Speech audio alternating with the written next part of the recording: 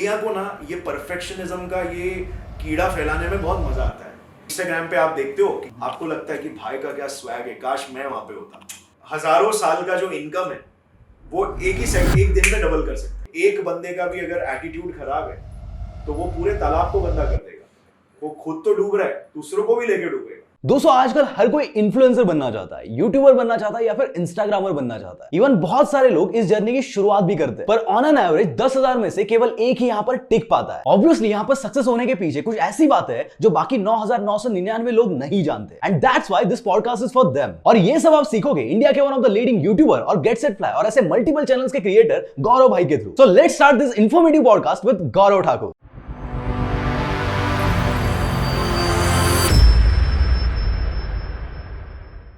So guys आज हमारे साथ है गेट सेट फ्लाई के क्रिएटर गौरव ठाकुर। तो आज उनसे हम लोग बात करेंगे बहुत सारे अलग अलग टॉपिक के ऊपर कि यार वो कैसे अपने यूट्यूब चैनल को मैनेज करते हैं। बिकॉज एज अ यूट्यूबर मैं ये बहुत फेस करता हूँ चीज़ की आप कंटेंट क्रिएशन वगैरह ये सब जर्नी में बहुत कुछ मिस कर जाते हैं और बहुत सारी चीज़ें आपसे मैनेज नहीं होती है। और यहाँ पर गौरव भाई 5 यूट्यूब चैनल्स मैनेज कर रहे हैं। So it is a kind of a miracle for me. So आज मैनेजमेंट के बारे में बहुत सारी चीज़ें हम लोग गौरव भाई से सीखेंगे। अपार्ट फ्रॉम दैट और भी बहुत सारी चीज़ों के ऊपर डिस्कस करने वाले हैं। सो गौरव भाई thank you so much for giving your time. First of all मैं आपसे पूछना चाहूँगा रिगार्डिंग मैनेजमेंट कि यार आप इतने सारे चैनल मैनेज कैसे कर लेते हो?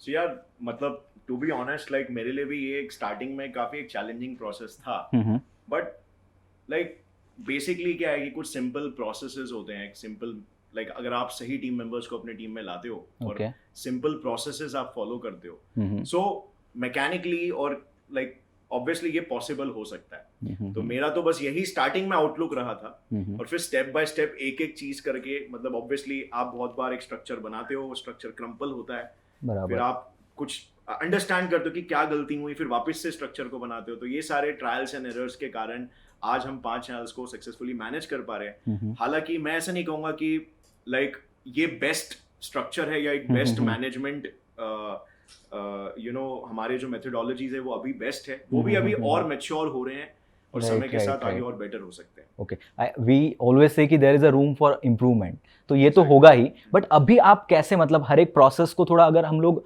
डिग करेंगे ना तो वहाँ पे हम लोग को बहुत सारी चीज़ें समझ में आएगी कि स्क्रिप्टिंग से लेके एंड प्रोडक्ट तक, तो वो सारी चीज़ आप कैसे रोड मैप उसका कैसे होता है?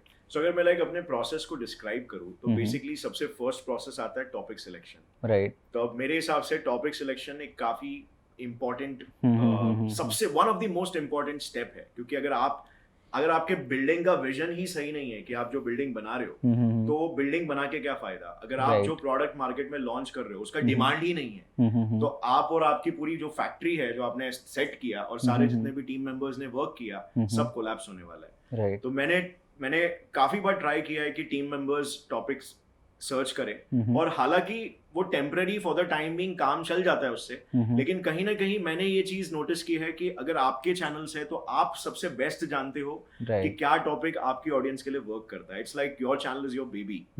सो इसीलिए अभी के लिए ये फर्स्ट स्टेप मैं करता हूँ कि मोस्ट ऑफ दी लाइक जो हमारे सबसे पॉपुलर चैनल्स है उनका जो कंटेंट स्ट्रेटेजी है, टॉपिक सिलेक्शन है, वो मैं पर्सनली करता हूँ। हालांकि मैंने अभी स्टार्ट किया एक काफी गैप के बाद। ओके। सेकंड स्टेप आता है आपका script writing. Right. Script writing के लिए मैं ये चीज कहूंगा कि मुझे इतना एफर्ट नहीं लेना पड़ता because we have a very talented team.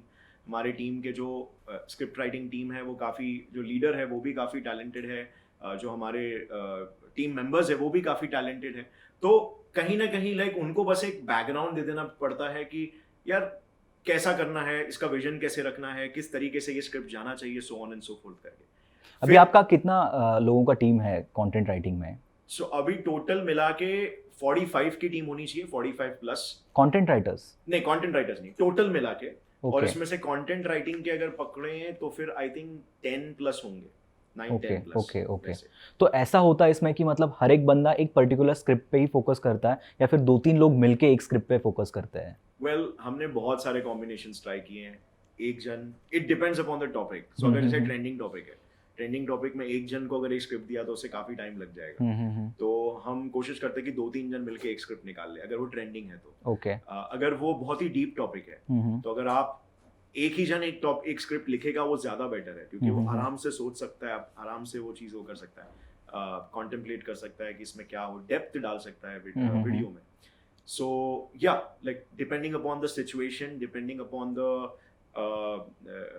quality of the product that we are trying to create, तो उस हिसाब से हम एलोकेशन करते हैं. बस हम लोग थोड़ा इससे पीछे आते हैं, मतलब एडिट आप जब शूट वगैरह करते हो, बिकॉज बहुत सारे लोगों को लगता है कि वीडियो देख के कि और ये उनका जो मोटिवेशन है या फिर उनका जो कॉन्फिडेंस है ना, वो डाउन कर देता है कि यार ये बंदा एक ही पॉइंट पे एक ही टाइम पे सब स्क्रिप्ट एक ही शॉट में रिकॉर्ड कर लेता है.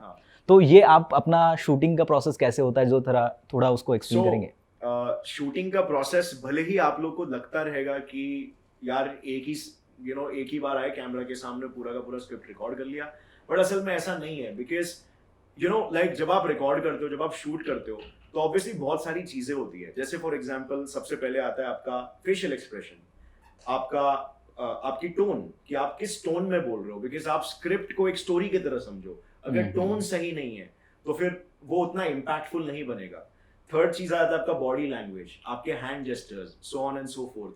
तो ये सारी चीजों का आपको ध्यान रखना पड़ता है व्हाइल शूटिंग. तो जाहिर सी बात है टेक्स होने वाले. अगर मुझे बस सिर्फ चीजों को देखकर, स्क्रिप्ट को देखकर मुझे बस रीड आउट करना है, या मुझे बस एकदम एक प्लेन सी भाषा में, एकदम प्लेन टोन में बोलना है, तो वो बहुत जल्दी हो जाएगा. वो लाइक समझ लो 15-20 मिनट में, 20 मिनट में डन हो जाएगा. लेकिन that is not what we are looking for. कई बार ऐसा होता है, लाइक लिटरली मेरे दिमाग में ये चीज चलता है कि expression check, body language check, hand gesture check, tone सही नहीं था. राइट, टोन सही है, बॉडी लैंग्वेज सही है, हैंड जेस्चर सही नहीं था. ठीक है, कभी एक्सप्रेशन सही नहीं था, ओवर एक्साइटेड लग रहा है, या ओवर लग रहा है, या अंडर लग रहा है, या इमोशंस प्रॉपर्ली एक्सप्रेस नहीं हो पाए. तो ये सारी चीजें आ जाती है. तो it's a very tedious process. लोगों को ऐसा लगता होगा कि बस सामने आओ और बस बोल दो. इट्स रियली नॉट इजी, और टीडियस होता है. एक्स्ट्रा आपका लाइक 1-1.25 घंटा उस चीज में चला जाता है. बट देन आई थिंक जब क्रिएटर सामने आके बोल रहा है, स्क्रिप्ट को नरेट कर रहा है, तो उससे एक ऑडियंस का एक ज्यादा काइंड ऑफ लाइक एक अच्छा खासा relation bond form. Right. Okay, तो यहाँ पे मतलब आप शूट वगैरह करते हो, तो गाइज ऐसा नहीं है कि जो भी वीडियो आप देखते हो वो एक ही शॉट में वो रेडी होता है. उसके लिए बहुत सारे टेक्स लेने पड़ते हैं, बहुत सारे रीटेक्स होते हैं.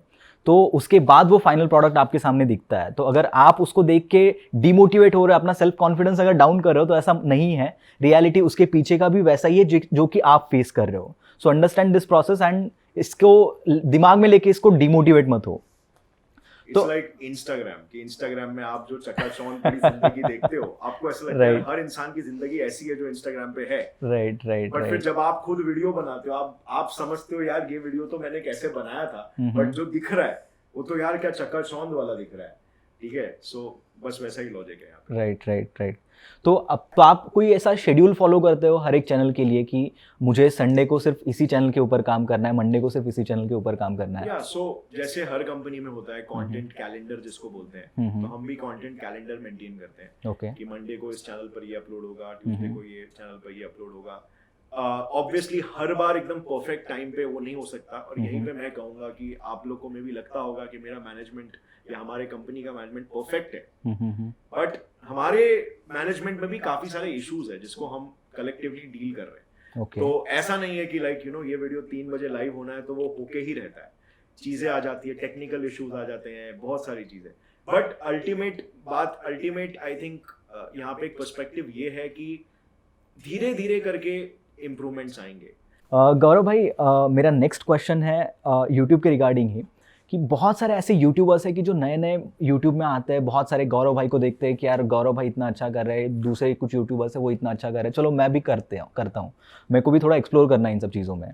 बट वो आते हैं आपसे इंस्पिरेशन लेके, बहुत सारे अलग यूट्यूबर्स से इंस्पिरेशन लेके, बट वो वहाँ पे सर्वाइव नहीं कर पाते, वो लोग वो व्यूज़ नहीं लेके आ पाते. तो ऐसा क्यों होता है और यहाँ पे क्या करना चाहिए उन लोगों को? ये बात तो मैंने भी देखा है कि बहुत सारे लोग लाइक अपने इन्फ्लुएंसर्स को देखकर इंस्पायर हो रहे हैं और वो लोग आ रहे हैं.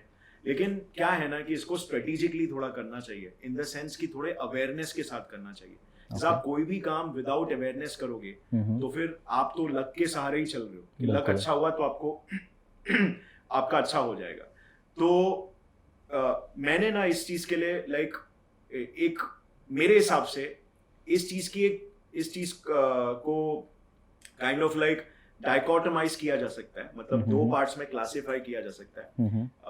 इसके जो दो रीजंस हो सकते हैं। सबसे पहली जो चीज है, एक होती है कि हर इंसान की अपनी इंटरनल रियलिटी होती है, और दूसरी चीज है एक एक्सटर्नल रियलिटी होती है, बाहरी चीज। तो मेरी एक इंटरनल रियलिटी और मेरी एक्सटर्नल रियलिटी, ठीक है। तो ये दोनों के बेसिस पे इंसान को डिसीजन लेना चाहिए समझ के। इंटरनल रियलिटी ये है कि आप कौन हो एज अ पर्सन, आपका पैशन क्या है। पैशन मतलब आप उस फील्ड में पूरा टाइम रिसर्च कर सकते हो, और आप उस फील्ड में पूरा टाइम खोए रह सकते हो, उसके बारे में दोस्तों के साथ बात कर सकते हो, आप कॉन्टेम्पलेट करते हो, आप तरह तरह के क्वेश्चंस आते हैं, आपको किसी के साथ भी आप बात कर सकते हो, आपको बोर नहीं होगा कभी। मतलब आपको वहां पे नॉलेज गेन करने के प्रोसेस से प्यार है, प्रोसेस से आपको प्यार है, ना कि उसका आउटकम। जैसे फॉर एग्जांपल एक चीज होता है कि भाई इंस्टाग्राम पे आप देखते हो कि किसी के 1 मिलियन फॉलोअर्स है, वो लोग एकदम स्वैग वाले वीडियोस बना रहे, आपको लगता है कि भाई का क्या स्वैग है, काश मैं वहां पे होता। तो वो आप प्रोसेस को नहीं चेंज कर रहे हो, आप वैलिडेशन को चेंज कर रहे हो। वैलिडेशन कि आपको ऐसा लग रहा है कि इतने सारे लोग उनको वाह वाह बोल रहे हैं, इतने सारे लोग उनको देखते हैं, अच्छे अच्छे शोज में आते हैं, अच्छे अच्छे लोगों के साथ मिलते हैं, तो कितना कूल है ये। तो आप प्रोसेस से प्यार नहीं कर रहे हो, आप आउटकम से प्यार कर रहे हो। तो that is the biggest indicator. बहुत सारे लोग इसी के बेसिस पे डिसीजंस लेते हैं, और उनका वो डिसीजन लास्ट नहीं करता, क्योंकि उन्हें तो प्रोसेस से प्यार ही नहीं है। तो इंटरनल रियलिटी में आपको ये चीज समझना है कि मैं कौन हूं एज अ पर्सन, मेरा क्या स्किल है, मेरा क्या माइंडसेट है, ठीक है, स्किल सेट, माइंडसेट, और मेरा पैशन क्या है, ठीक है। आप अपने आप को जितना समझोगे उतना आपको क्लैरिटी मिलेगा। मे भी हो सकता है आप 3-4 चीज में अटक गए कि हाँ मुझे ये भी पसंद है, ये भी पसंद है, ये भी इक्वली पसंद है। तीनों चीजें ट्राई करके देखो कि क्या चीज में मेरे को लास्टिंग मोटिवेशन है, क्या चीज में मेरा मोटिवेशन कभी मतलब इतना कम नहीं होता, मेरे को कॉन्स्टेंटली उसमें खोए रहने में मजा आता है। फिर दूसरी चीज आती है एक्सटर्नल रियलिटी। अब एक्सटर्नल रियलिटी में ये है कि हाँ मुझे फुटबॉल खेलना पसंद है, ठीक है, लेकिन इंडिया में से एक अच्छे डिसेंट लेवल का इनकम सिर्फ पूरे इंडिया में से 100 फुटबॉलर्स ही है जो कमा रहे। तो अब आपको इंडिया में इतने बिलियन लोग या मिलियंस ऑफ लोग खेलते हैं, उन सबसे कंपीट करके वो 100 बनना पड़ेगा। तो एक्सटर्नल एनवायरनमेंट यही बता रहे हैं ना कि सप्लाई बहुत है, डिमांड बहुत कम है। तो ऐसे में आप कितना भी मोटिवेशन लगा लो, at the end of the day आपके लिमिटेशंस तो है ना।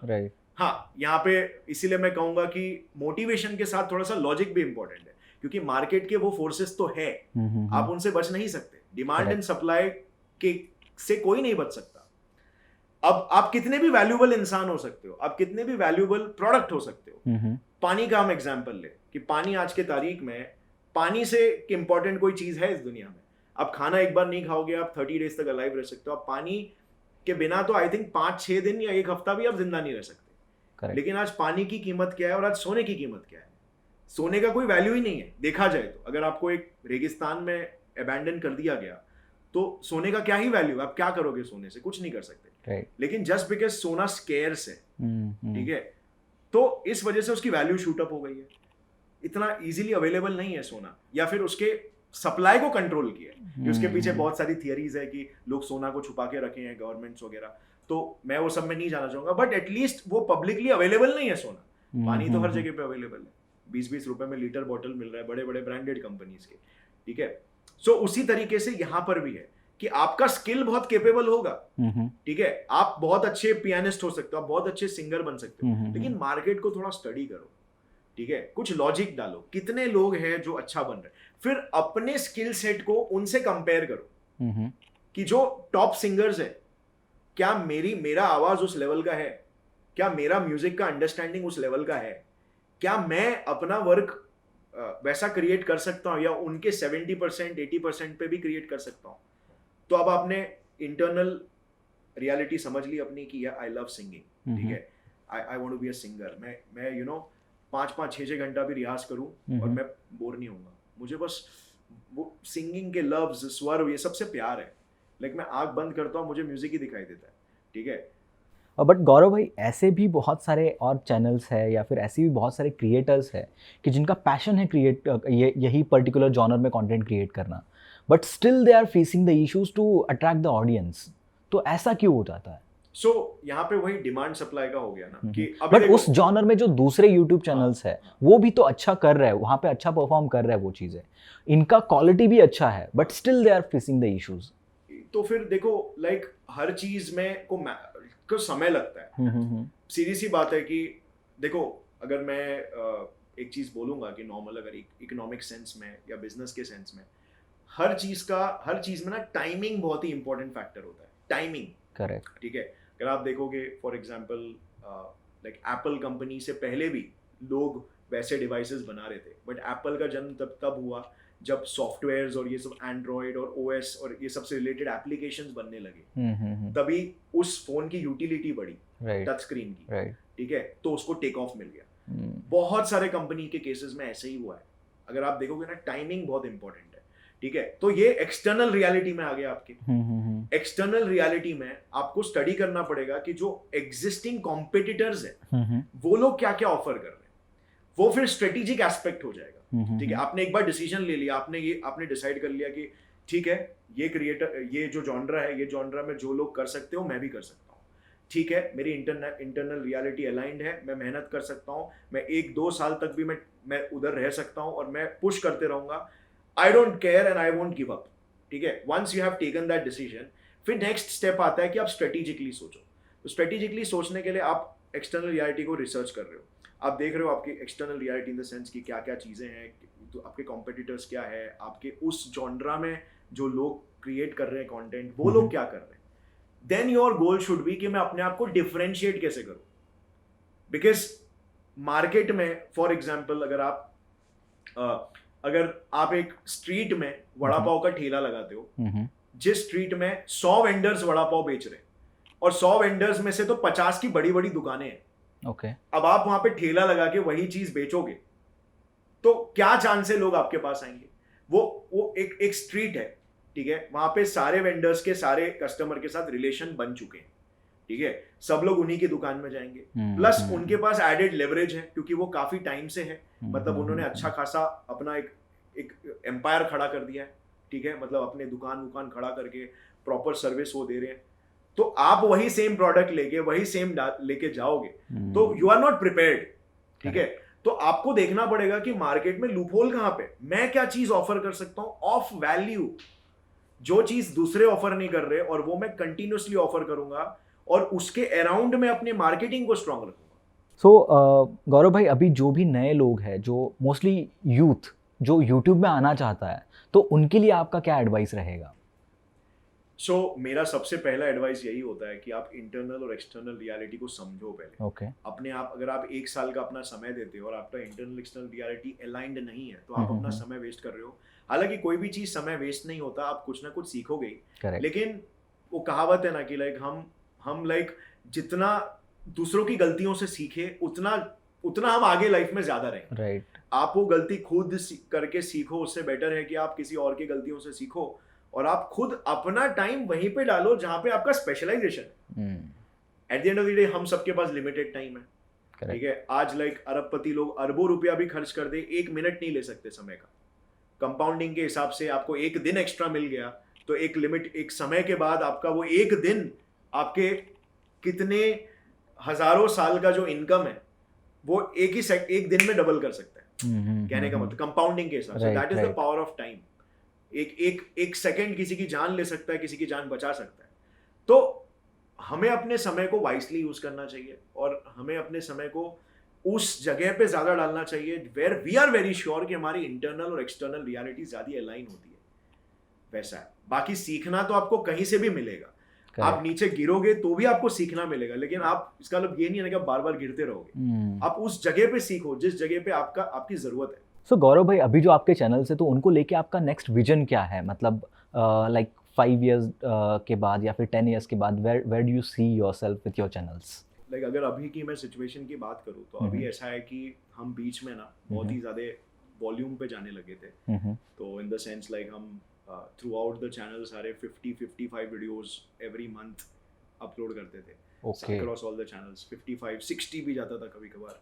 तो उससे क्या हो गया कि एक ऐसा फील आने लग गया कि हाँ ये लोग बहुत ज़्यादा वॉल्यूम करते हैं, मतलब क्वालिटी इतना अच्छा नहीं है। तो जैसे मैं बोला कि कोई भी चीज़ ज़्यादा अगर हो जाती है क्वांटिटी में तो उसका वैल्यू कम हो जाता है, राइट। सोना अगर हर जगह मिलने लगे तो घंटा कोई उसका 20,000 अभी जितना Correct, भी रेट correct. 30-40 चल रहा है तो उतना नहीं देगा। तो कंटेंट हमारा तो अच्छा है, लेकिन ऑब्वियसली लाइक हम बहुत ज़्यादा टाइम कंटेंट प्रोडक्शन में डाल रहे हैं। उससे अच्छा हम थोड़ा सा कंटेंट को कम कर दें लेकिन कंटेंट को बेटर करें। और ओके, तो उस तरीके से देख रहे थे। Better in what sense? Better in the sense कि लाइक और बेटर स्क्रिप्ट, और बेटर एडिटिंग, ओके और okay better okay professional touch. Okay ठीक है, गलतियां हो रही है छोटी मोटी, क्योंकि गलतियां तो होती थी, डेफिनेटली होती थी, तो मेक श्योर करो कि वो गलतियां भी ना हो। गलतियों का जो परसेंटेज है वो कम कर दो, क्योंकि गलती तो होगी ही, आप उसको रोक नहीं सकते हो। राइट। सो ये सारी चीज़ें कहीं ना कहीं हमारे ब्रांड इमेज को कॉस्ट कर रहा था। बिकॉज लाइक अगर मैं पर्सनली जब स्क्रिप्ट लिखता था या वीडियो बनाता था, मैं बहुत ही ज़्यादा पर्टिकुलर होता था कि एक एक चीज़ थरली रिसर्च हो, थरली साइंटिफिक लेवल पर एक्यूरेट हो। Okay, like being a science lover is you care a lot about details, कि आपको बहुत ही लॉजिकल होके बात करना है। बट अभी क्या है कि जस्ट बिकॉज हम वॉल्यूम पे जा रहे थे तो काफ़ी सारी गलतियां छोटी मोटी हो रही थी, जिससे कि कहीं ना कहीं रेपुटेशन थोड़ा खराब हो रहा था। तो हम उन चीज़ों को फिक्स करने पे अभी फिलहाल वर्क कर रहे हैं। इसके अलावा और कुछ प्रोजेक्ट्स है जिस पे काम चालू है, वो आप लोग को समय के साथ साथ मालूम पड़ेगा। ठीक है, उस पे काम चालू है। फिर इन्फ्लुएंसर मार्केटिंग का तो चल रहा है, इन्फ्लुएंसर मार्केटिंग में भी अच्छा खासा फोकस है। ये है कि पूरा 100% फोकस नहीं दे पा रहे, बट धीरे धीरे करके हम अपना थोड़ा थोड़ा टाइम बढ़ा रहे इस डायरेक्शन में, क्योंकि इस डायरेक्शन में भी अच्छा खासा ग्रोथ देखने मिल रहा है। ओके, तो यहाँ पे आपको ऐसा लगता है कि अगर उन पर्टिकुलर वीडियोस पे व्यूज़ नहीं आ रहे, फॉर एग्जांपल वो नहीं चल रहे, या तो उनको जॉनर में थोड़ा शिफ्ट लेकर आना चाहिए? मेरे हिसाब से डेफिनेटली करना चाहिए। लाइक ऑब्वियसली एवोल्यूशन में एक कॉन्सेप्ट है, सर्वाइवल ऑफ द फिटेस्ट का, नेचुरल सिलेक्शन का। एनवायरनमेंट के हिसाब से भाई आपको ढलना है। लाइक एनवायरनमेंट आपके हिसाब से नहीं ढलेगा। Correct. जो भी जीव फ्लेक्सिबल इनफ नहीं था कि वो एनवायरनमेंट के हिसाब से ढल नहीं पाया, तो वो जीव मर गया, खत्म हो गया, और प्रकृति ने मुड़कर भी नहीं देखा। तो at the end of the day the onus is up to you कि आप कितना चेंज हो सकते हो, आप कितना विलिंग हो चेंज के लिए। सो डेफिनेटली यहाँ पर आपके स्किल सेट से जो चीज़ें अलाइन हो रही है, तो ये एक वो चीज़ हो जाता है जहाँ पे वापस से बहुत सारे जो सेट और एस्टैब्लिश क्रिएटर्स हैं, उनको वापस से अपने इंटरनल रियलिटी के उसमें आना है और अपने आप को पूछना है कि भाई और क्या काम है जो मैं कर सकता हूँ, जो मेरे एग्जिस्टिंग ऑडियंस को भी पसंद आएगा और उनको कुछ एक अलग ट्विस्ट की तरफ से एक वैल्यू भी देगा। सेम चीज़, घिसी पिटी चीज़ नहीं होगा उनके लिए। तो once you come to that realization, तो आप अपने कंटेंट को धीरे धीरे चेंज करते हो। तो हम यहाँ पे एक चीज़ हमने स्टार्ट कर दिया है कि जैसे हम एक्सपेरिमेंट्स चालू कर दिए। तो हमने एक एक्सपेरिमेंट किया, एक दुबई ट्रिप मारा था, एक एक्सपेरिमेंट किया, कार को हमने लिफ्ट किया। तो हम अभी धीरे धीरे वो वीडियोस भी इंक्लूड करना चालू करेंगे। हम इंस्टाग्राम पे एक्टिव हो गए। इंस्टाग्राम पे अभी पर्सनली मैं ही वहाँ पे स्क्रिप्ट्स लिखता हूँ, क्योंकि 1 मिनट का रील होता है। मैं आराम से 35-40 मिनट्स में आराम से लिख सकता हूँ। तो वो हमने स्टार्ट कर दिया। और भी कुछ कुछ चीज़ें हैं जो हमने स्टार्ट किया है और धीरे धीरे स्टार्ट करेंगे, जो कि इस चेंज को कहीं ना कहीं कॉम्बैट करने के लिए एक प्लान है। ओके ओके, गौरव भाई, आपने एक पॉइंट अभी बताया कि एक्यूरेसी, ठीक है, या फिर परफेक्शन हम लोग जिसको बोल सकते हैं। तो बहुत बार लोगों के अंदर होता है, इवन मेरे अंदर भी ये चीज़ है कि कोई भी चीज़ जब तक परफेक्ट नहीं होती है तब तक उसको लाइव करने में या फिर उसको करने में मज़ा नहीं आता है, या फिर वो दिल बोलता है कि यार नहीं, थोड़ा और परफेक्ट कर ले, और 2-3 दिन इसमें डाल, या फिर और हफ्ता डाल, और फिर बाद में कर ले इसको। तो परफेक्शन की वजह से बहुत सारे ऐसे लोग हैं कि वो कभी कुछ चीज़ स्टार्ट ही नहीं करते। तो आपके केस में भी ऐसा होता है? अगर होता है तो आप उसको कैसे टैकल करते हो? वेल, मैं एक चीज़ बताऊंगा कि कुछ लोगों ने मुझे ऐसा बोला है भाई, स्पेशली लाइक सीकन चैनल के जीशान भाई ने, तो उन्होंने ऐसा बोला कि यार मैं जब भी आपके वीडियोस देखता था तो मुझे ऐसा कभी लगा नहीं कि लाइक आप इतनी सारी बातें जानते हो, तो उस टोन में, तो लाइक आप तो यार काफ़ी जानकार हो। तो मैं आप जब भी बात कर रहे थे सब्सक्राइबर्स से, तो मैंने देखा, मैं बोला कि यार कुछ अलग ही पर्सनालिटी है। तो मतलब मेरे बहुत सारे पुराने वीडियोस आप लोग देखोगे तो कहीं ऐसा लगेगा कि यार ये तो बंदा बॉर्डरलाइन क्रिंजी है, राइट। बट अगर मेरे से बात करोगे तो आपको एक अलग पर्सनालिटी दिखेगी। तो जब इतना बड़ा डिविएशन पर्सनालिटी में मैं सह सकता हूँ, तो यार आपको क्या चीज रोक रही है, मतलब आप किस उससे रुके हो कि यार परफेक्ट बनेगा। देखो मार्केट मीडिया को ना ये परफेक्शनिज्म का ये कीड़ा फैलाने में बहुत मजा आता है कि आमिर खान द परफेक्शनिस्ट, सारे पिक्चर उनके 1000 करोड़ से नीचे नहीं ऊपर जाते हैं। लेकिन अगर आमिर खान खुद भी परफेक्शनिस्ट होता ना तो वो खुद भी कुछ काम नहीं कर पाता, क्योंकि कोई भी चीज perfection is a very subjective concept. जो चीज आपके लिए परफेक्ट है मेरे लिए वो परफेक्ट नहीं है, राइट? ठीक है, जो चीज किसी और के लिए परफेक्ट है वो किसी और के लिए नहीं है। तो कहने का मतलब, और ऑब्वियसली टाइम फैक्टर भी आ जाता है। अगर आप एक वीडियो बना रहे हो, आप एक हफ्ता ले रहे हो, तो आप 1 महीना लोगे तो वो उसमें कुछ और एक्स्ट्रा बेटर कर दोगे। 1 साल लोगे तो उससे भी बेटर बना दोगे। 2 साल ले लोगे तो उससे भी बेटर बना दोगे। तो यहाँ पे परफेक्शन आता कहां से? Continuous trying, I guess. पुराना जो पहिया बना था, जो मैंने बताया लाइक इससे पहले एग्जांपल में, कि जो फर्स्ट व्हील बना था, क्या वो परफेक्ट था? नहीं, बट काम तो हो रहा था ना उससे भी। तो परफेक्शन के पीछे पड़ना इज लाइक, परफेक्शन से बेटर प्रोग्रेस है, simple. Progress is far better than perfection. As long as आप प्रोग्रेस रख रहे हो तो इट्स गुड। वो आपके लिए मोटिवेटिंग इनफ होना चाहिए कि लाइक आपको आगे बढ़ा है लाइफ में, इंस्टेड ऑफ कि नहीं जब तक परफेक्ट नहीं आता मैं आगे नहीं बढ़ता। क्योंकि परफेक्शन से सिर्फ आपके माइंड में स्ट्रेस बढ़ेगा। आपका स्ट्रेस बढ़ने लग गए तो आपको उस चीज में मीनिंग नहीं लगने लगेगा। कितनी भी चीज हम कितना भी लाइक पसंद करते हो, लेकिन एक पॉइंट के बाद जब स्ट्रेस आ रहा है और हमें रिजल्ट भी नहीं दिख रहा, तो बॉडी खुद ही बोलने लगेगा कि भाई ये काम छोड़, मत कर ये काम। करेक्ट। बहुत सारे लोग हैं जो जिनसे उनको प्यार था, इतना अपने आप को उस काम में वो कर दिया, परफेक्शनिज्म इतना रख दिए कि उनको वो काम काम से हेट होने लग गया। वैसा है।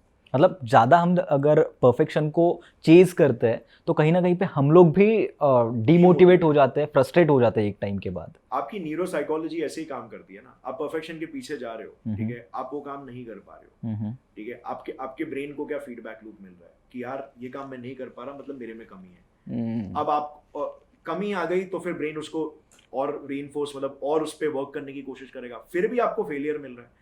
तो एक पॉइंट के बाद आपके स्ट्रेस हार्मोन्स रिलीज हो रहे हैं क्योंकि आप वर्कड अप हो, आपको रिजल्ट नहीं मिल रहा, पॉजिटिव न्यूरोकेमिकल्स रिलीज नहीं हो रहे। तो इससे फिर क्या होगा, आपके बॉडी में जो स्ट्रेस हार्मोन्स हो गए, ग्लूकोकॉर्टिकॉइड्स हो गए, कॉर्टिसोल हो गया, ये सब रिलीज होने लग गया। अब इससे क्या होगा कि आपके बॉडी को मैसेज मिलने लगेगा कि यार कि मतलब सारे जो भी एक्टिविटीज है उसको ब्रेक डाउन करो, प्रोटीन्स को ब्रेक डाउन करो, नर्वस सिस्टम एक्टिविटीज को ब्रेक डाउन करो, शट डाउन करो, कंफर्ट जोन की तरफ भागो। और इससे क्या होता है कि इंसान को पता नहीं चलता, बट उसको कहीं ना कहीं ये लगने लगता है कि यार नहीं करना चाहिए। लाइक आपका ब्रेन आपको हाईजैक कर लेता है और बोलता है कि ये मत कर, इससे फार बेटर है तू ये कर। सो इंसान का जो जिसमें पैशन होता है वो ही उससे छूटने लग जाता है। तो परफेक्शन से ऑलवेज बेटर है प्रोग्रेस। और इसके लिए हमें कहीं ना अपने जो अंदर का जो वैलिडेशन सीकिंग एनिमल है उसको हटाना पड़ेगा। क्योंकि मेरे लिए ये खुद बहुत हार्ड था, बिकॉज लाइक मैं जब भी साइंस चैनल चलाता था तभी आई वाज लाइक कि यार बंदा quantum mechanics, string field theory, holographic principle, ये सब पे वीडियोस बना रहा है। अब उसके बाद मैं जब फैक्ट चैनल चालू किया था तो उसके टॉपिक्स कैसे थे पता है? फर्स्ट टॉपिक ऐसा था कि मुझे बोलने में ही ऑकवर्ड लग रहा था कि लाइक जैसे कि जापान के अजीबोगरीब ऐसे सब चीज़ें, ठीक है, कुछ ऐसे वियर्ड यूनिक चीज़ों के ऊपर वीडियो बना रहे हैं। फिर कुछ तो टॉपिक्स ऐसे भी थे कि डम्बेस्ट रॉबरीज। तो लाइक मतलब बंदा आ रहा है गोली लेके और वो गोली उल्टा पकड़ा हुआ है और सब मतलब ऐसे डम्बेस्ट। एक तो इतना एम्बैरेसिंग था कि भाई स्टेज पे ही उसकी चड्डी निकल गई। तो एक बंदा जो लाइक साइंस के वीडियोस बना रहा है उसको भी ट्रांजिशन मार के ये काम करना है। तो लाइक आई वाज विलिंग कि चलो अगर उससे मेरा इमेज थोड़ा डाउन भी होता है लेकिन मैं ट्राई करके देख लेता हूँ कि कैसा क्या है करके। और मैं नहीं कहूंगा वो बेस्ट डिसीजन था, लेकिन उस टाइम के नॉलेज के हिसाब से मेरा वो बेस्ट डिसीजन था। जितना मेरे को नॉलेज वो टाइम पे था ब्रांड बिल्डिंग, मार्केटिंग, रेप्यूटेशन के बारे में, अभी मैं अपने आप को वो चीजों से दूर रखूंगा बिकॉज आई नो कि वो सही नहीं था। बट अगर मैं अपने आप को रोकता वो टाइम पे तो मतलब मैं खाली पीछे ही रह जाता लाइफ में, क्योंकि उस चीज ने भी मेरे को काफी लर्निंग एक्सपीरियंसेस दिए मेरे डायरेक्शन में। जहां पे मुझे जाना था वहां पे उसने डायरेक्शन दिया। तो कहने का मतलब ये है कि आप कुछ भी करोगे, you have to be willing to not care about what people think. अगर आप सोचोगे कि यार मैं कैसा लगूंगा लोगों के सामने, मैं ये सब करूंगा, लाइक यू नो, तो लोग क्या सोचेंगे, लाइक जो लोग बहुत जैसे साइंस इंटेलेक्चुअल टॉपिक्स पे बनाते हैं, उनके पास एक इंटेलेक्चुअल ईगो होता है। वो ऐसा होता है कि यार मैं ये कंटेंट थोड़ी ना मैं बोलूंगा, लोग क्या समझेंगे, लोग बोलेंगे भाई इसका नॉलेज इतना ही है क्या। राइट। तो वो चीज को आपको विलिंग होना चाहिए कि लाइक आप साइड में रखो और आप हर चीज को वैल्यूएबल समझो। ओके तो हम लोग अभी थोड़ा मतलब यूट्यूब से थोड़ा बाहर आते हैं। तो गौरव भाई, आप एज अ पर्सन यूट्यूब के अलावा और क्या क्या चीज़ें एक्सप्लोर कर रहे हैं अपने लाइफ में? तो अभी मेरा लॉट ऑफ लाइक अगर अभी का मैं बताऊंगा यूट्यूब के बाहर, तो मेरा एक अच्छा खासा टाइम अभी मैं इस चीज पे डाल रहा हूँ कि कैसे मैं अपने लाइफ को थोड़ा बैलेंस कर सकूं, इन द सेंस कि मैं अपने प्रोजेक्ट्स पे अच्छा खासा टाइम डालूं, पर साथ में मैं उन चीजों पे भी टाइम डाल सकूं जो मेरे दूसरे एरियाज ऑफ लाइफ को भी बेटर बना सके। दूसरे एरियाज ऑफ लाइफ में आ गए जैसे आपका सोशल लाइफ, आपके रिलेशनशिप्स, आपका फिजिकल हेल्थ एंड फिटनेस, आपका मेंटल हेल्थ एंड फिटनेस, जिसमें मेरे लिए big part is reading books, big part is learning about new things, क्योंकि ये मेरे पर्सनालिटी का एक पार्ट था जो मुझे खुशी देता था। लेकिन अभी इतना ज्यादा बैक टू बैक सेशंस मतलब बैक टू बैक चीजें होती है कि उस चीज के लिए टाइम ही नहीं मिलता। करेक्ट। तो अगर मैं इनमें से एट एनी गिवन टाइम एक या दो एक्टिविटीज के लिए भी टाइम निकाल सकूं, तो मेरे लाइफ में फुलफिलमेंट का फैक्टर थोड़ा और ऐड होने लग जाएगा। वैसा है। This is one of the things which I am actively working. Okay, and what you are exploring in the business world? Business world में तो देखो जो न्यू प्रोजेक्ट्स चल रहे हैं अभी, अगर मैं बताऊं तो हमारे 2 से 3 न्यू प्रोजेक्ट्स चल रहे हैं जो टोटली न्यू है, डिफरेंट जॉनरास में है। ओके। डिफरेंट मॉडल्स हैं उनके। मैं जस्ट इसलिए करना चाहता हूं because I am passionate about those as well, लेकिन उसमें मेरा डायरेक्ट रोल नहीं होगा। Okay. I have found few right people for that, तो उनके जरिए मैं उस फील्ड में नॉलेज गेन कर सकता हूँ और देख सकता हूँ कि उस फील्ड में मुझे कुछ सीखने मिले या फिर मैं उस फील्ड में भी कैसा परफॉर्म कर सकता हूँ। एक पॉइंट के बाद you are always looking for the next growth, right, diversification, और हर एक न्यू एरिया में जाने से आपको एक एक्सपीरियंस भी मिलता है कि चलो इस बिजनेस में हम जा रहे हैं, इस इंडस्ट्री में जा रहे हैं, तो कैसा लगता है, क्या चीजें कैसी यहाँ पे कैसी चीजें फंक्शन करती है, इकोसिस्टम क्या है यहाँ का। Because at the end of the day सारा चीज एक वेब बन के एक ही मेंटल मॉडल में क्रिएट होने वाला है। सारी चीजें रिलेटेड है वर्ल्ड में, ठीक है। मैं सिर्फ एक लाइक बिजनेस की बात नहीं करूंगा, बल्कि साइंस रिलेटेड है, हिस्ट्री रिलेटेड है, ज्योग्राफी रिलेटेड है, ठीक है, फिलोसफी रिलेटेड है, हर चीज कहीं ना कहीं कुछ रिलेटेड है। अगर आप जितने ज्यादा फील्ड से आप नॉलेज ले सकते हो, आपका ब्रेन उतना बेटर बनेगा टू डिराइव पैटर्न्स, राइट।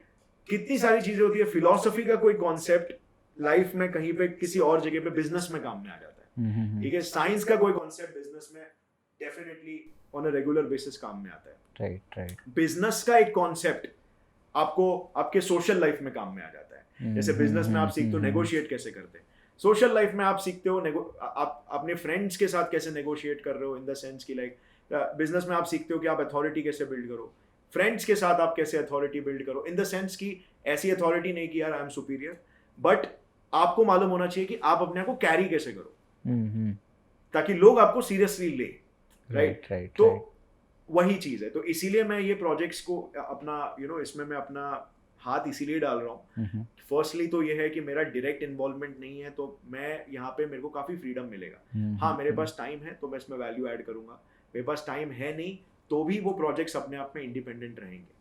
वैसा लर्निंग मिलेगा मुझे, अपने जो प्रोजेक्ट से लर्निंग मिल रहा है मैं वो लर्निंग को इन प्रोजेक्ट्स में इंजेस्ट कर सकता हूँ, तो ये प्रोजेक्ट्स भी जल्दी ग्रो हो होपफुली। तो बिजनेस साइड को लेके यही मेरे गोल्स हैं। ऑलराइट। कोई एक 20 ईयर ओल्ड किड जो हमें आज देख रहा है, तो उनके लिए आपका क्या सजेशन रहेगा, क्या मैसेज रहेगा आपका उनके लिए? सो यंगस्टर्स के लिए मेरा मैसेज सिंपल है कि अपने आप को जितना जान सकते हो जानो, अपने इंडस्ट्री को, अपने कंट्री को, सारी जो एक्सटर्नल फैक्टर्स है उसको जितना जान सकते हैं जानो, because you have to take decisions in your life, और जितना ज़्यादा नॉलेज होगा उतना अच्छा है। मी रनिंग साइंस चैनल, ठीक है, तो मैं डेफिनेटली, मेरा जो मिशन था वो यही है, लाइक जब मैंने स्टार्ट किया था तो ये मिशन की वजह से मैंने स्टार्ट किया था, और अभी भी यही मिशन बरकरार है। वो बिल्कुल यही है कि ज़्यादा से ज़्यादा यूथ साइंटिफिक थिंकिंग को अपनाएं। तो ये भी एक चीज़ है जिसको मैं बहुत ज़्यादा प्रचार करना चाहूँगा, बिकॉज साइंटिफिक थिंकिंग आप अपनाओगे तो ये सारी चीज़ें नेचुरली हो जाएगी। किसी को आपको बताने की भी ज़रूरत नहीं पड़ेगी कि यार ये इंटरनल रियलिटी, एक्सटर्नल रियलिटी, ये चीज़ें आपके लिए ऑब्वियस हो जाएगी, बिकॉज साइंटिफिक थियरी हमेशा कॉज एंड इफेक्ट पे काम करती है, राइट? तो इंडिया से बस अंधविश्वास हटे, यही मेरा गोल था, और इसीलिए मैं यूथ्स को मोटिवेट करना चाहूँगा और उन्हें इंस्पायर करना चाहूँगा कि आप जितना हो सके साइंस को एज अ सब्जेक्ट की तरह मत देखो, साइंस को एज अ माइंडसेट की तरह देखो, ठीक है? साइंस बेसिकली यही बताता है कि अगर दूसरे लोग वो चीज़ कर सकते हैं जिनको देख के आप इंस्पायर हो रहे हो, और आप भी वो चीज़ों को समझ जाओ, तो आप भी कर सकते हो। आप में और उनमें कुछ डिफरेंस नहीं बचता, ठीक है? तो इसमें आपको लाइक आप अगर लाइक आपका एक सुपरस्टिशियस माइंडसेट है तो लाइक भगवान का आशीर्वाद होना चाहिए, ये सारी चीज़ें, लक का डेफिनेटली रोल होता है, टाइमिंग का रोल होता है, बट एज लॉन्ग एज आपकी एक साइंटिफिक माइंडसेट है, आप एक अच्छे इंसान भी बन जाओगे, और आप साथ में लक और टाइमिंग को भी अपने फेवर में ला लोगे जितना हो सके, और आप eight the end of the day जिस जगह पे आपको होना है उस जगह पे आप सही जगह पे सही वक्त पे आप कहीं ना कहीं तो पहुंच ही जाओगे। गौरव भाई, मेरा आपसे और एक क्वेश्चन है कि अगर आपको ऐसा चांस मिल जाए कि आप अभी के एज से आपने डायरेक्टली 20 के एज में जाते हो इसी नॉलेज के साथ, तो आप ऐसी कौन सी वो चीज़ है जो आप चेंज करना चाहोगे? काफ़ी इंटरेस्टिंग क्वेश्चन है, because over the period of years आप ये चीज़ रियलाइज करते हो कि काश ये बात मुझे पहले मालूम होती तो ज़्यादा अच्छा होता, राइट। तो मैं कहूँगा कि 20 के एज तक तो लाइक मैं धीरे धीरे मेच्योर होना स्टार्ट हो ही गया था, बट अगर मैं लेट्स से कि 16 या 17 का होता तो ये मेरे लाइफ में ज़्यादा काम में आती ये सारी चीज़ें। तो सबसे पहले तो मैं कहूँगा कि वही इंटरनल और एक्सटर्नल रियलिटी, कि लाइक आपको मालूम होना चाहिए कि आप कौन हो, क्या है आपकी, क्या है। फिर दूसरी चीज़ मैं कहूँगा कि लर्निंग पे फोकस, ठीक है? आई थिंक मैंने फर्स्ट बुक अपना रीड किया होगा जब मैं 20 का रहा हूँ, 20-ish, 19.5 20 के आसपास, जब मैंने जब मैं कॉल सेंटर में जॉब करता था, तो वो जब मैंने छोड़ा था तो मैं अपनी खुद की बुक लिख रहा था। तो आई वाज लाइक कि यार मेरे को अपनी बुक लिखनी है, तो मैं पहले स्टडी करूँ, रिसर्च करूँ कि कैसा क्या है। और मेरा इंटरेस्ट स्टार्टिंग से फिक्शन वगैरह में नहीं था, मेरा इंटरेस्ट मोस्टली सेल्फ इम्प्रूवमेंट ये सब पे ही था, क्योंकि वहाँ से मुझे कुछ सीखने मिलता था। Correct. तो जैसे मेरा क्यूरियस नेचर था, तो उसको वही बुक ज़्यादा पसंद आते थे। तो वो चीज़ मैंने स्टार्ट की। तो अगर मैं 14-15 ईयर्स से अगर मैं बुक रीडिंग चालू करता तो हो सकता है कि मेरा नॉलेज अभी से भी काफ़ी ज़्यादा होता, ठीक है? क्योंकि knowledge compounds with time. Compound से याद आया एक चीज़, शायद इन्वेस्टिंग में अगर 14-15 से स्टार्ट करता थोड़ा थोड़ा, तो वो और भी अच्छा होता, क्योंकि by the time I am 55-60 तो वो 1 लाख रुपया हो सकता है 10 करोड़ बन जाए। राइट है कि नहीं, कंपाउंडिंग के लॉजिक से। तो ये 3 चीज़ें हैं मैं कहूँगा। चलो ठीक है, पैसा कंपाउंड तो ठीक है यार, लेकिन नॉलेज कंपाउंड सबसे बड़ी बात होती है। राइट। मतलब नॉलेज के बल पे तो आप सब कुछ कर रहे हो ना। अगर आपका नॉलेज हाई है तो आप सब कुछ कर रहे हो। तो नॉलेज अगर आपका कंपाउंड हो रहा है तो पैसा तो उसके लिए इममटीरियल है। राइट। नॉलेज को आप पैसों से कंपेयर नहीं कर सकते, ठीक है? नॉलेज पैसों को क्रिएट करता है, पैसा नॉलेज को नहीं क्रिएट करता। बिल्कुल। तो वो एक चीज़ है। और दूसरी चीज़ obviously internal external reality, because आप अपने लाइफ में सही जगह पे हो कि नहीं वो आपको कैसे पता चले, ठीक है? वो ये सब एनालिसिस करके आप खुद को जब समझोगे, इसको इमोशनल इंटेलिजेंस भी बोलते हैं, ठीक है? इमोशनल इंटेलिजेंस 5 चीज़ें होती है, self awareness, self regulation, social skills, empathy और मोटिवेशन, सेल्फ मोटिवेशन। ओके। तो ये चीज़ें आपकी नेचुरली बढ़ेगी जब आप इंटरनल रियलिटी में अपने अंदर झांकोगे, तो ये सारी चीज़ें आपकी नेचुरली वो करेगी। आप समझोगे कि मेरे को कहाँ पे क्या चीज़ मुझे पसंद आ रही है, क्या चीज़ मेरे लिए मीनिंगफुल है, और फिर आप उस तरीके से चलो। आई थिंक ये 3 एडवाइसेस मैं अपने 16-17 ईयर्स के सेल्फ को देना चाहूँगा। 20 से, जैसे मैंने कहा कि 20 से मुझे कहीं ना कहीं ये चीज़ें समझ में आने लग गई थी। 21-22 वाले सेल्फ को मैं ये एडवाइस दूंगा कि भाई हर काम खुद करने की कोशिश मत कर, परफेक्शनिज्म लाने की कोशिश मत कर, ठीक है? हर काम खुद करने के चक्कर में तू कुछ नहीं कर पाएगा। बिल्कुल। टीम पे ट्रस्ट करना, टीम का सपोर्ट लेना, वो कर। 23-24 वाले सेल्फ को मैं ये कहना चाहूँगा कि टीम में अच्छे लोगों को रख, गलत लोग को निकाल, राइट? एक बंदे का भी अगर एटीट्यूड खराब है तो वो पूरे तालाब को गंदा कर देगा। करेक्ट। वो खुद तो डूब रहा है, दूसरों को भी लेके डूबेगा, दूसरों के भी वर्क से पर्पस और मीनिंग निकाल देगा, चाहे वो अच्छा परफॉर्मर भी क्यों ना हो। टीम को क्लीन रखो। जब लाइक माइंडेड लोग एक जगह पे मिलते हैं तो मिरेकल्स अपने आप होता है। Correct, right? तो ये सारी लर्निंग्स है। ओके। सो गौरव भाई, अभी हम लोग आपको कुछ रैपिड फायर क्वेश्चंस पूछेंगे, आपको उसका एकदम रैपिड जवाब देना है। Okay, so will start with the first question. Watching और reading? Reading. Favourite movie? Shawshank Redemption. Have you ever won a bet? I don't remember, maybe. Okay. Money और happiness? Happiness. Okay. A night out और a night in? Night out. Okay. Learn by watching or learn by doing? Learn by doing. Okay. What makes you hopeful? A better tomorrow, human beings, brain, the capacity of brain. Right. So my next question is, name a person who inspires you. Well, all the scientists, सबसे पहले. Can you name one of them? Yeah, definitely. Like Richard Feynman, Michio Kaku, Albert Einstein, उनके research में, Galileo, Newton. So ये सारे हो गए. फिर entrepreneurs हो गए. All the entrepreneurs who are leading, you know. Like Elon Musk, obviously. Then Jeff Bezos. Mm-hmm. So your next question is, what was your first job? Well, my first job was in call center. Like it was for a UK-based process. Mm-hmm. The name of the company is Serco. Okay. And First Source. No, not First Source. Sorry, First Source was another company. The name of that process I don't even remember. That is fine. East Coast. East okay. Coast. East okay. Coast process. Yeah. Okay. Your favorite game of all time? Well, I've loved football. I've loved cricket. I've loved table tennis. I've loved Mm-hmm. chess. So of all time, I would say like football. I've loved football and chess because I've been playing. Like after I left playing football, Mm-hmm. I was playing chess because chess is you can play like in the comfort of your home as well. Right. But for football, you need a big ground. You need people.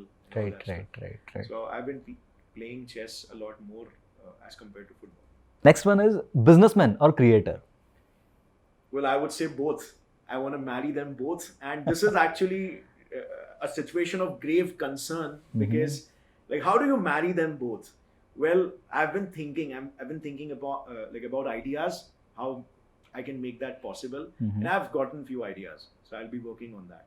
But both, because I believe like being an entrepreneur is all about solving problems and creating value. Mm-hmm. Being a creator is a platform for me to put down my thinking over there, like for people to know कि यार scientific बनो, rational बनो, अंधविश्वास को भगाओ, अपने fears के साथ fight करो, with logic. Fight your fears and irrationality with logic.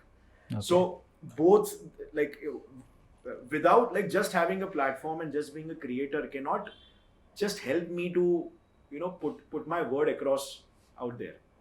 So I would need the skill set of an entrepreneur as well. Okay. To make that possible. Next one is money or fame? I would say obviously fame, because money you can just like once you're famous you can earn money. It's a byproduct. Right.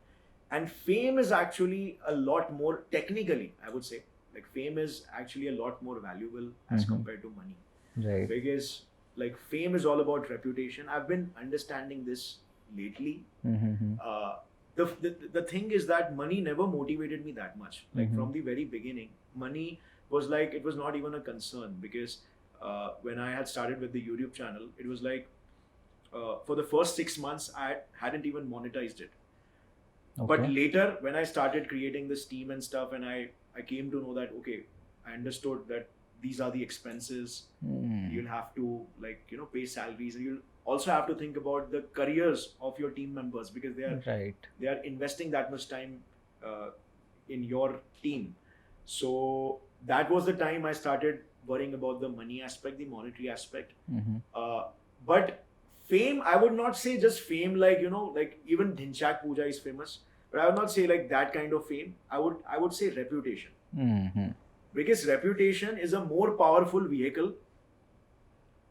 If you have reputation, you know, you can put your message across in a more effective way. So over here, fame is also a vehicle. Using fame to put your message across is the ultimate thing, I believe. That's how you can create a good impact. Okay, so that's it for the like rapid fire questions. तो गौरव भाई, thank you so much for आपका ये सारा जो details है, data है, हमारे साथ शेयर करने के लिए, और बहुत सारा एक्सपीरियंस आपने शेयर किया। आई एम श्योर कि जो भी हमारी ऑडियंस है उनके लिए बहुत ज़्यादा वैल्यूएबल रहेगा। मोस्ट ऑफ द पीपल जो कि एक्चुअली यूट्यूब में कुछ करना चाहते हैं या बहुत टाइम से यूट्यूब में कुछ करने की ट्राई कर रहे हैं, बट बहुत जगह पे वो फंसे हुए हैं। तो गौरव भाई के एग्जाम्पल से आई गेस आपको बहुत कुछ आइडिया मिल जाएगा। तो गौरव भाई, thank you so much channel पे आने के लिए, और मैं चाहता हूँ कि इसका जो एंड है वो आपके आवाज़ में और आपके स्टाइल में हो। सो मेरा जो एंड है वो यूजुअली मेरे वीडियो का स्टार्ट होता है। राइट। हेलो फ्रेंड्स, मैं हूँ गौरव करके। सो इसको ऐसे एंड कर सकते हैं। हेलो फ्रेंड्स, मैं हूँ गौरव, और बहुत बहुत शुक्रिया ये वीडियो देखने का। उम्मीद है आपको इससे कुछ सीखने मिला, और सबसे इम्पोर्टेंट बात ये है कि आप इसे इम्प्लीमेंट करो। ठीक है, जो भी मैंने कहा है कुछ सोच समझ के कहा होगा। सोचो, विचार करो, डेप्थ में जाओ, ठीक है, अपने आप को टाइम दो, और फिर जो भी चीज़ें सही लगती है अपने नोट में लिख लो, और धीरे धीरे उसे मैनिफेस्ट करने की कोशिश करो, उसे इम्प्लीमेंट करने की कोशिश करो। So that's all. एंड इनका चैनल काफ़ी अच्छा है, ऐसे ही वीडियोस देखते रहो, आपको दूसरों की लाइफ के स्टोरी से कुछ ना कुछ मिलेगा। मेरी लाइफ की स्टोरी मेरे एक्सपीरियंस पे बेस्ड है, बट जैसे मैंने कहा कि एक तरीका नहीं है सक्सेस पाने का, और ऐसा नहीं है कि मैं बहुत सक्सेसफुल हूँ, बट मैं अपने पिछले सेल्फ से अगर कंपेयर करूँ तो कह सकते हैं कि मैंने अपने लाइफ को एक सही डायरेक्शन पे लेके मैं गया हूँ। तो उसी तरीके से दूसरे लोग भी और बहुत सारे हैं जो यही उनकी कुछ चीज़ें हैं जो उनके लिए वर्क की है। तो ऐसे चैनल्स देखना चाहिए जो आपको इंस्पायर करें। Thanks a lot for watching.